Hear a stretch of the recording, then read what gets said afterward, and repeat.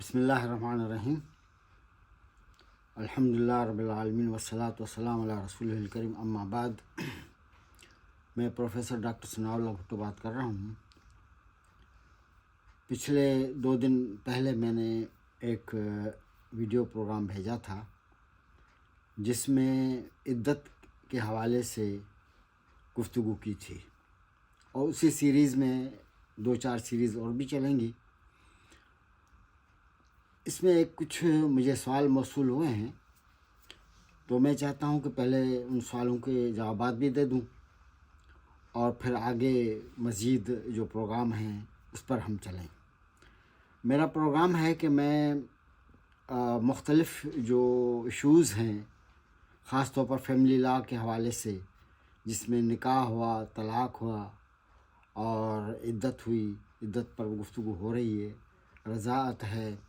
وراثت ہے، حضانت ہے، سب چیزوں پر انشاءاللہ میں آہستہ آہستہ گفتگو کرتا رہوں گا. اب اس حوالے سے، عدت کے حوالے سے ایک سوال آیا تھا، بلکہ کئی سوالات آئے ہیں، تو سب کا تو میں جواب نہیں دے سکتا. جو اہم سوالات ہیں میں نے ان کو منتخب کیا ہے. ایک سوال یہ آیا ہے کہ اگر قرائن اور گواہوں کی پکی گواہی سے یہ ثابت ہو جائے کہ ایک عورت نے عدت میں نکاح کیا ہے اور عورت اس بات کو تسلیم نہ کرے، تو اس کے بارے میں کیا حکم ہے شریعت کا؟ اس کا جواب یہ ہے کہ پہلے میں یہ بتا چکا ہوں کہ ہر معاملے میں جن کا تعلق عورت کے ساتھ ہے، اس میں عورت کی ہی گواہی جو ہے اس تسلیم کی جائے گی، اور اسی کے مطابق ہی، اس کی گواہی کے مطابق ہی فیصلہ کیا جائے گا.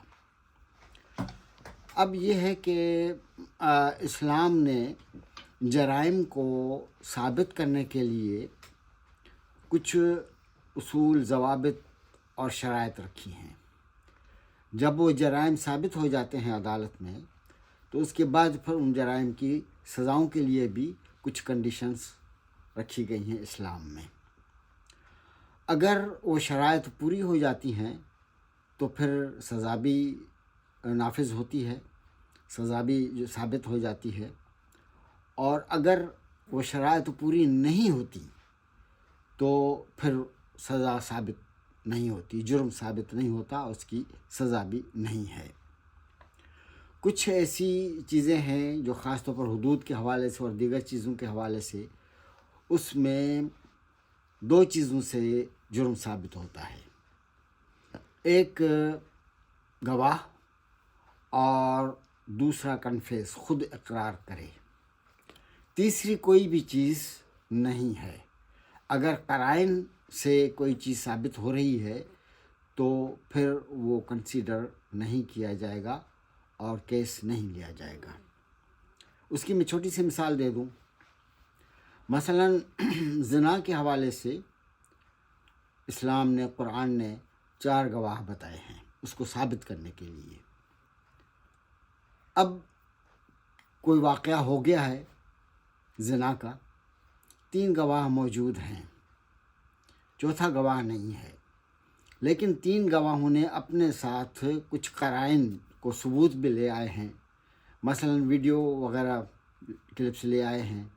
یا آج کل ٹیسٹ وغیرہ چلتی ہیں، ٹیسٹ لے آئے ہیں کہ بھئی یہ بات ہو چکی ہے. تو عدالت ان چیزوں کو قبول نہیں کرے گی اور تینوں کی گواہیوں کو رد کرے گی، اور ان گواہوں کو حد قذف لگ جائے گا. اس لیے کہ کنڈیشن 4 کی ہے. 4 سے کم ہوں گے اور وہ گواہی دیں گے عدالت میں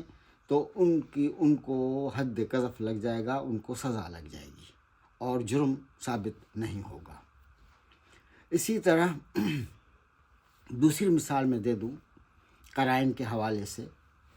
سرکمٹنسز کے حوالے سے. ایک غیر شادی شدہ لڑکی وہ حامل ہو جاتی ہے اور اس کے لیے کیس داخل ہوتا ہے، گواہ نہیں ہے، اور عورت بھی انکار کرتی ہے. وہ کہتی ہے کہ مجامت میں نے نہیں کی ہے اور پتہ نہیں کیسے ہو گیا. تو عدالت اس کو حد والی سزا نہیں دے گی، البتہ اس کو تعزیر والی سزا دے سکتی ہے، کیونکہ بد اخلاقی والا عمل ثابت ہو چکا ہے، ظاہر ہو چکا ہے۔ لیکن چونکہ گواہ نہیں ہے یا خود کنفیس نہیں کر رہی ہے، تو اس کے اوپر حد کی سزا جاری نہیں ہوگی۔ تو اس اعتبار سے فقہا نے مختلف جرائم کے حوالے سے مختلف شرائط اور کنڈیشنز رکھی ہیں۔ اب اس میں جو خاص طور پر مخصوص معاملات جس میں خالصتاً عورت کا تعلق ہے، جس میں عدت بھی ہے اور باقی چیزیں بھی ہیں، تو اس میں جو 5-7 چیزیں میں نے بتائی تھیں، اور خاص طور پر المغنی میں جو چیز لکھی ہوئی ہے، اور میں نے کل پہلے بھی بتایا تھا، آج پھر میں بتا رہا ہوں کہ یہ کہہ رہے ہیں کہ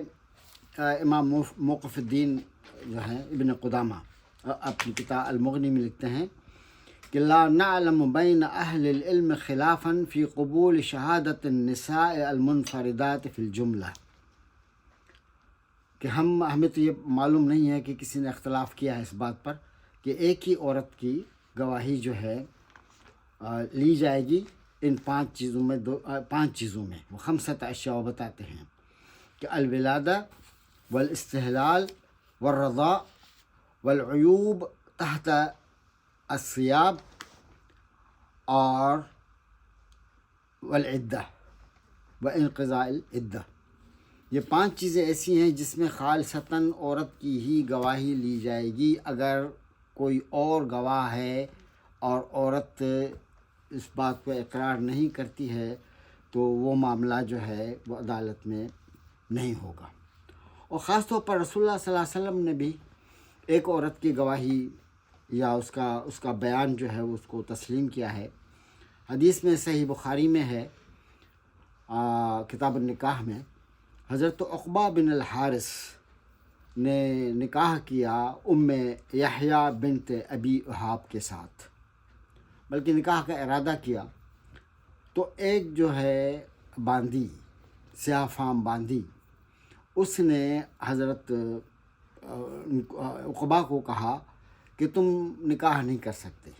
اس لیے کہ میں نے تم دونوں کو بچپن میں دودھ پلایا تھا۔ تو اس نے حضرت عقبہ نے کہا کہ تم جھوٹ بولتی ہو۔ تو یہ چیز وہ رسول اللہ صلی اللہ علیہ وسلم کے پاس لے گیا یہ معاملہ۔ تو رسول اللہ صلی اللہ علیہ وسلم کو جب اس نے یہ سنایا کہ اللہ کے رسول،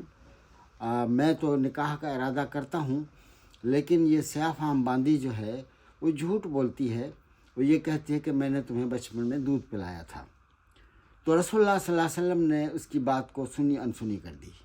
یعنی نہیں سنا رسول اللہ صلی اللہ علیہ وسلم، فأعرض عنہ الفاظ آتے ہیں حدیث میں کہ آپ نے جو ہے وہ توجہ نہیں دی۔ تو پھر حضرت عقبہ نے پھر کہا کہ اللہ کے رسول مجھے اس مسئلے کے بارے میں بتائیں، وہ جھوٹی ہے۔ تو رسول اللہ صلی اللہ علیہ وسلم نے فرمایا کہ کیف وقد زعمت ذالک، وہ کیسے جھوٹی ہو سکتی ہے جب وہ یہ کہتی ہے اس بات کو اور بات کو جو ہے وہ تسلیم کرتی ہے، تو پھر وہ کیسے جھوٹی ہو سکتی ہے۔ تو رسول اللہ صلی اللہ علیہ وسلم اس کی بات کو تسلیم کیا۔ تو اس حدیث کو ذکر کرنے کے بعد ابن قدامہ المغنی میں لکھتے ہیں وَلِأَنَّهُ مَعْنَى يُثْبِتْ بِقَوْلِ النِّسَاءِ الْمُنْفَرِدَاتِ فَلَا يُشْتَرَطُ فِيهِ الْعَدَدُ، کہ اس سے ثابت ہوتا ہے کہ عورت کی گواہی قبول کی جائے گی، جو اکیلی عورت کی گواہی قبول کی جائے گی، اور اس میں جو ہے عدد کی کنڈیشن نہیں ہے۔ چنانچہ عدت کا معاملہ خالصتاً اسی عورت کے ساتھ ہے، اسی لیے اسی کے ہی بیان کے مطابق فیصلہ کیا جائے گا، چاہے وہ گواہ قرائن کے ساتھ بھی آتے ہوں، کتنے بھی مضبوط ہوں، تو بھی اس عورت کی گواہی کو، اس عورت کے بیان کو ہی عدالت میں تسلیم کیا جائے گا۔ ایک اور صورت بھی ہو سکتی ہے کہ اگر سابق عورت بطور گواہ عدالت میں جاتا ہے کہ میری بیوی، متعلقہ بیوی نے کسی اور کے ساتھ نکاح کیا ہے، میں اس بات کا گواہ ہوں، تو اس کی گواہی قبول نہیں کی جائے گی، اس لیے کہ وہ فریق ہوتا ہے، اور فریق کی گواہی قابل قبول نہیں ہوتی۔ کسی بھی معاملے میں کوئی فریق ہوتا ہے تو اس کی گواہی نہیں لی جاتی۔ اگر شوہر بحیثیت مدعی جاتا ہے اور وہ شکایت کرتا ہے، دعویٰ کرتا ہے کہ میری بیوی نے عدت میں کسی اور کے ساتھ نکاح کیا ہے، تو اس کا دعویٰ جو ہے وہ قبول تو کیا جائے گا،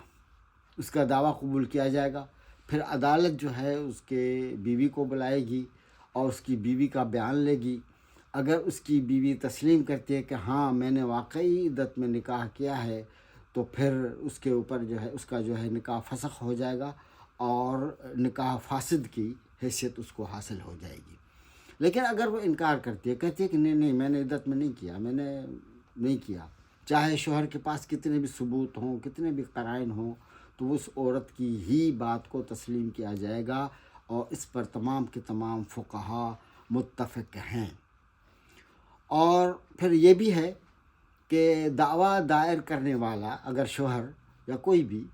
دعویٰ دائر کرنے والا، اس کے لیے ایک مدت مقرر ہوتی ہے کہ جرم کسی ٹائم میں وقوع ہوا اور اس کے بعد پھر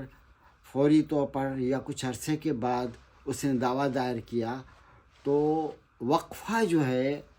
ٹائم جو ہے، پیریڈ جو ہے، عرصہ جو ہے، اس میں بھی فقہا اس کو بھی دیکھتے ہیں، اور وقت کے حوالے سے التقادم اس کو فقہا کہتے ہیں۔ وہبۃ زحیلی اپنے کتاب الفقہ الاسلامی وادلتہ میں لکھتے ہیں کہ وقال الحنفیہ لا تقبل الشہادت فی بمضى الزمن، وقت گزر جائے تو پھر شہادت قبول نہیں کی جاتی ہے، کہ واقعہ جرم ایک وقت میں ہوا ہے، لیکن کچھ عرصے، کافی عرصے کے بعد ایک گواہ جاتا ہے یا کوئی دعویٰ دائر کرتا ہے کہ یہ جرم ہوا ہے، تو وہ عرصہ جو ہے، وہ ٹائم جو ہے، وہ اس کو انویلڈ کر دیتا ہے، اس کو ختم کر دیتا ہے۔ اب اگر کوئی شخص دعویٰ دائر کرے کہ میری بیوی نے 6 سال پہلے یا 5 سال پہلے جو ہے کسی اور شخص کے ساتھ عدت میں نکاح کیا تھا، تو پہلے تو یہ اس کا یہ دعویٰ جو ہے نا احمقانہ دعویٰ ہے، اس کو شرعاً، اخلاقاً، قانوناً کوئی بھی جواز نہیں ہے کہ اتنے عرصے کے بعد جب جائے، جب جرم کا وقوع ہوا تو تم اس وقت کیوں نہیں گئے، تم خاموش کیوں رہے، تم اتنے عرصے تک سوتے رہے کہ اب تمہیں یاد آیا 6 سال کے بعد جو ہے آ کے کہہ رہے ہو کہ میری بیوی نے یہ کیا تھا۔ تو اس میں جو ہے عدالت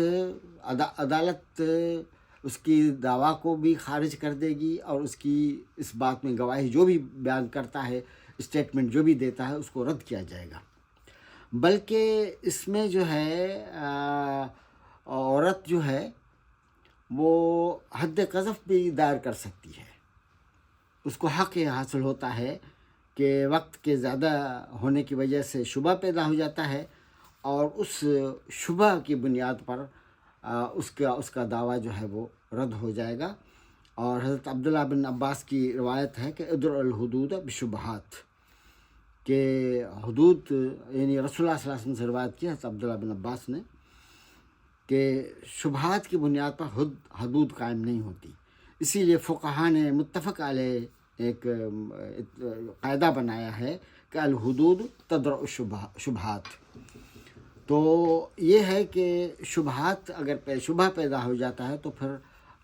جو ہے وقوع نہیں ہوتا اس سزاؤں کا، اور پھر جب یہ چیز ہو جاتی ہے تو پھر بیوی کو ہتک عزت کا جو ہے دعویٰ دائر کر سکتی ہے، اور پھر اس بنیاد پر اس کے اوپر حد قذف بھی لاگو ہو سکتی ہے۔ تو یہ ایک شریعت کے احکام کے مطابق میں نے یہ بات بتا دی ہے، واضح کر دی ہے کہ اس معاملے میں، عدت کے معاملے میں صرف اور صرف عورت کی ہی اسٹیٹمنٹ کو دیکھا جائے گا، اور اگر کوئی گواہ آتا ہے یا شوہر اس کو دعویٰ دائر کرتا ہے تو وہ بھی انویلڈ ہو جاتے ہیں. صرف اور صرف اسی معاملے میں عورت کی اس میں دیکھا جائے گا کہ وہ کیا کہتی ہے. اور بھی کچھ سوالات ہیں تو میں انشاءاللہ دوسرے میں اس کو بیان کروں گا. اور اس حوالے سے بھی اگر کوئی سوال ہو تو آپ جو ہے اس میں دے سکتے ہیں کمنٹس میں، کہ اپنے جو بھی آپ کمنٹس دینا چاہتے ہیں.